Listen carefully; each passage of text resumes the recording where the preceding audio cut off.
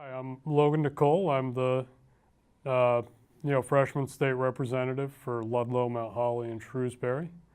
I am on the Human Services Committee in the House, which is a position that I really like.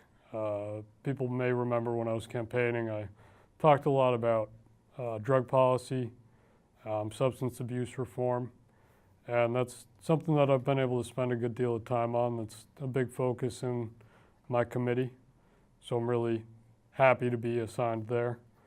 We also, so far this session, we focused a lot on childcare, which was another big issue for me, something that I feel like I have a lot of insight on because my mom has run a daycare out of the house for the last 35 years. So another issue that is really important to me that I've spent a lot of time on so far this session, and still a lot to do. It's created this interesting dynamic.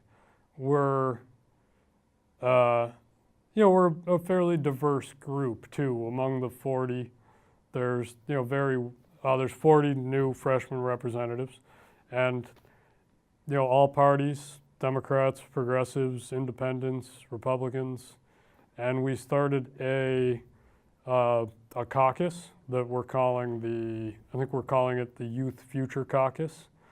And, it's everybody that's a new freshman, younger representative, whether you're a freshman or not. Some of the newer representatives from the last couple cycles were also younger. And it's a quadripartisan group that we've sort of formed. And it's interesting to me because it's such a large voting block, and everybody obviously,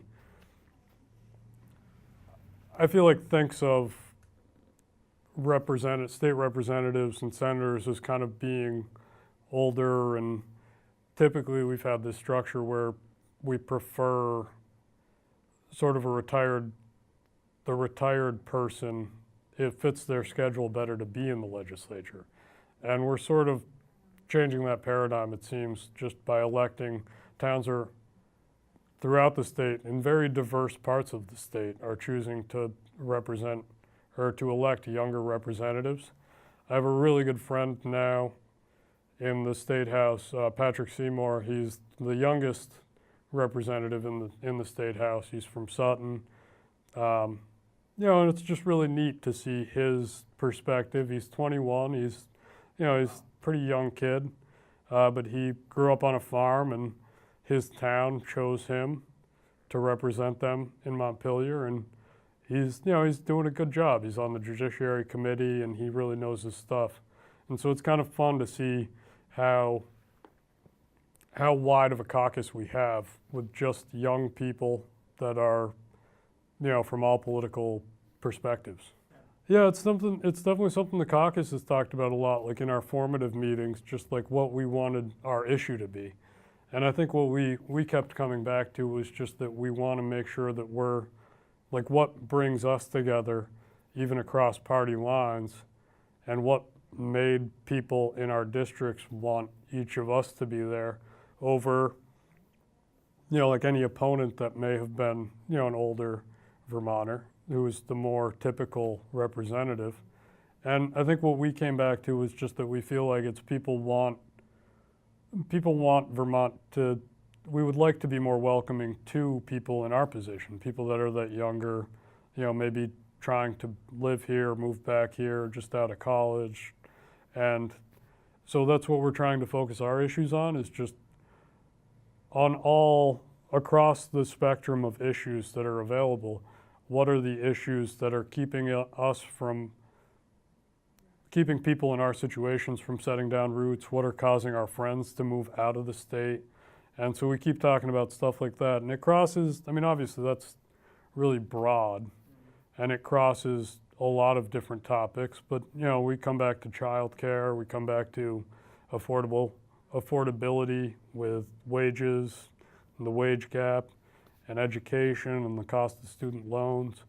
And so we touch on a lot of that, and because we're so diverse in the political spectrum, we're sort of able to make those inroads on different committees from different angles, which has been really neat to see just how that conversation changes.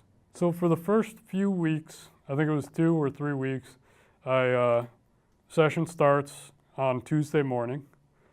And for the first few weeks of session, I commuted every day, so I would drive up there Tuesday morning, drive home Tuesday night, drive up to Wednesday morning. That didn't last too long. I started staying up there instead. So now I drive up there Tuesday morning, and I usually stay up there Tuesday, Wednesday, and Thursday night. And then I come home on Friday evening.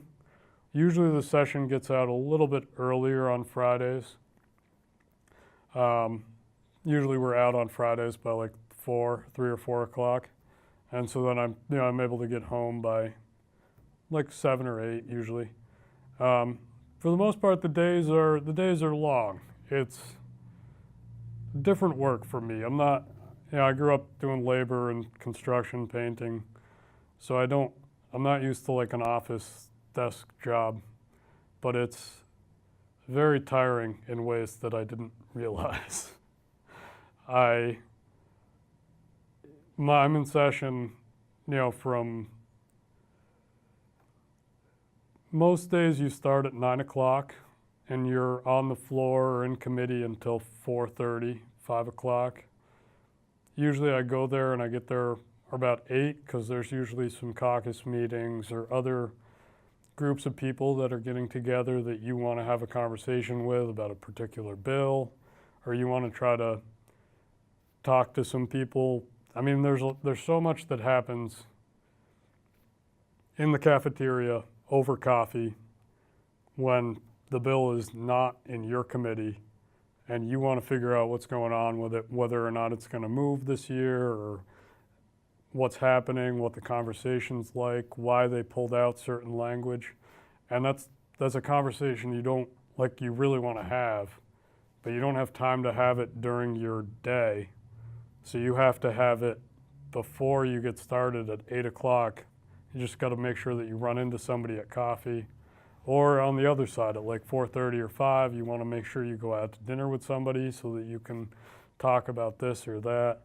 And so the day, like you're actually working on bills in committee or on the floor from 9 to 4:30, but then I'm often working on stuff from 8 to 9, or then on the other end 5 to like 7 or 8, just trying to make sure that I know what's going on in other rooms. And it's something I didn't really anticipate. It's different side of things. Mondays I spend so all my days in the district. So I've been doing these coffee hours. I started in Shrewsbury so Shrewsbury at Pierce's store opens at 7:30, and I go up and I just have coffee from 7:30 to about 10 at Pierce's in Shrewsbury. And so then the week after that, I went to Belmont General Store, and that opens at 7, so I'm up there from 7 a.m. to 10 a.m. And then the week after, I went to Sweet Surrender in Ludlow, and I'm there from 6 a.m. to 9 a.m. And I'm sort of just keeping this cycle going. Every week I'm in one of the towns. Which town I'll be in is posted it's in the Vermont Journal, in the Chit Chat, and the Shrewsbury Times. And I'm just going to try to keep it going at least through the session. I mean, if people keep coming, I'll probably keep it going through the summer. But, if things wind down, I may take weeks off here and there if I end up being able to travel or anything with my wife. Yeah, the coffee hours have been great. It's been so much fun to talk to people. So far, I would say I've had the best crowds for people that really wanted to just talk to me in Shrewsbury. But, there have been quite a few people that came down from Ludlow for Sweet Surrender. Mostly on different, single issues that they really wanted to focus on. Some people, about the schools or about a certain bill that was coming through. Now, Holly has been really active too. There's a lot of people that go through Belmont General Store, which has been a lot of fun. sometimes I wonder if I haven't been advertising it right or if there's a different time that might be better for people. And so I've talked about maybe doing it in the evenings somewhere too. But for now, I'm going to keep with the mornings just because I hope it's early enough that people could swing by before work or on their way to work and just hit me up on a certain issue. And that's how it's worked out for the people it does work for. What's been great about the coffee hours is I feel like it gives me the opportunity to really set the record a little, I don't want to say straight, but straighter than, I think sometimes the journalism and the stories that get written, in Digger and, the Free Press or, even the Herald, sometimes they sensationalize some of the issues in ways that I don't think, like as legislatures, we really feel. And so I've really been trying to stress to people, even in the articles that I write in the Times and the Chit Chat and the Vermont Journal, that I think a lot of it gets really, they focus all their time on the one issue or the two issues that are very polarizing, but they don't really talk about the day-to-day and how 90% of the time it's unanimous, very little, a lot of discussion, but we usually arrive at a conclusion that is